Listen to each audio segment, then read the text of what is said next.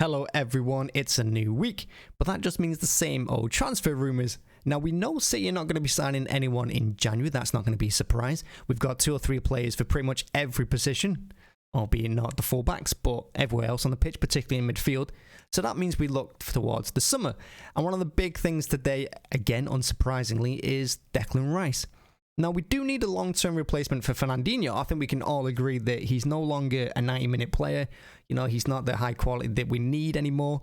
But Rodri, thankfully, has stepped up and taken his place.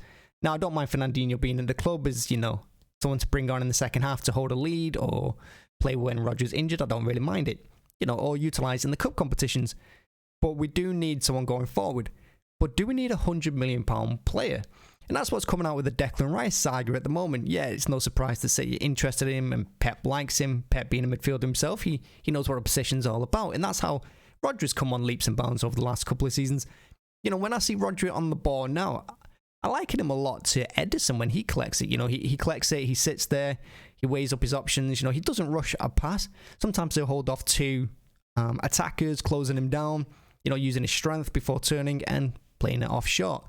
You know, I like that about Rodri. And plus, he's got the long ball in him as well. His diagonal balls have improved, you know, and again, his position is unbelievable. A lot of people say he doesn't get the credit he deserves, but I think with the City fans, he definitely gets the credit he deserves. We all know how important he is. We all know that we need him in that defensive midfield role. And when we don't play with him, the team doesn't quite look as balanced. We know that. So for City fans and for City, he's not underrated at all. But Fernandinho, again, we need a replacement.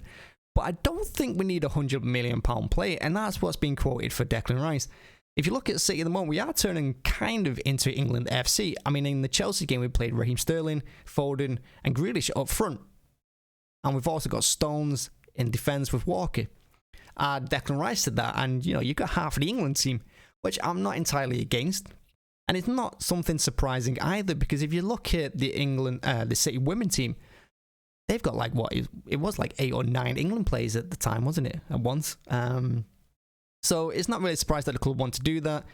It kind of builds their fan base over here as well, and kind of gets them to look good as well. They're developing English players, and that's what we're kind of doing. So again, we shouldn't be too surprised that City are interested in Declan Rice. And it's not like he's a bad player. I'm not claiming he is, but I just don't think we need a £100 million replacement. If you look at Grealish when he came in last summer, £100 million, maybe a lot of that was to do with the fact that he was English or he's Aston Villa's best player and they know we've got the money. There's a few factors that go into it. And West Ham can do the same with us again for Declan Rice. Tottenham did it with Kane. For me, they listed him far too much. I mean, thankfully, City don't buy into this nonsense. We don't really go in for players when they're too much. You look at Sanchez, you know, we weren't interested in paying him his wages. You look at Mahrez, I think it was 3 or 4 attempts before we got the price we wanted because we refused to pay him as much as Leicester asked of us. And with Kane as well, we went in a couple of times with him in the summer and we said, no, we're not paying that for him, and rightly so. I think City do good business. I don't think they rush into it, and just because they got the money, people say, oh, City can buy anyone. We don't do that. You know, we refuse to.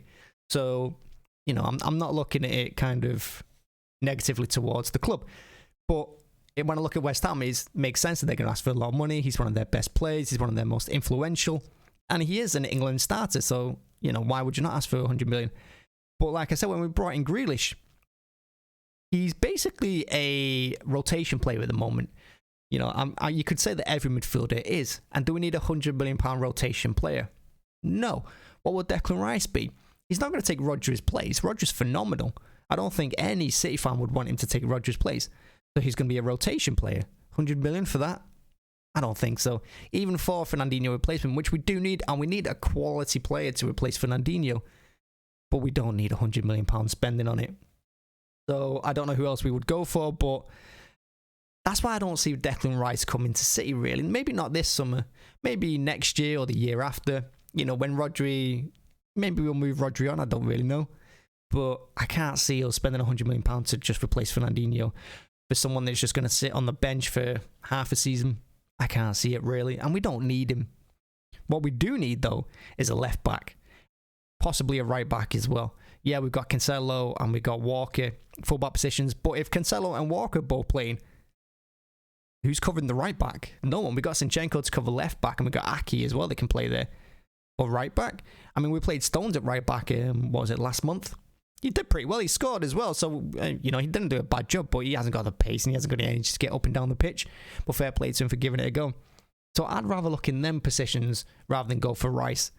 But we'll have to see in the summer, because we've also got Haaland coming up as well. And I think he's got a €70 million release clause in the summer, so a lot of clubs will be going in for him. But I don't see City getting him out. We're being classed as one of the favourites for him, along with Real Madrid and Barcelona, of course. But when it comes to Haaland, I don't think it's his release clause or his transfer fee that puts us off. I think it's his wages. I can't see us paying more weekly to anyone than what we're giving De Bruyne, when De Bruyne's been our best player for 3 or 4 years. So we're going to have to see what goes on there, and that's why I don't see us buying Haaland. But we do need a striker as well, and I'd rather us focus on a left back and a striker in the summer than go for Declan Rice. I don't know, let me know what you think. Let me know if you would spend the £100 million on him.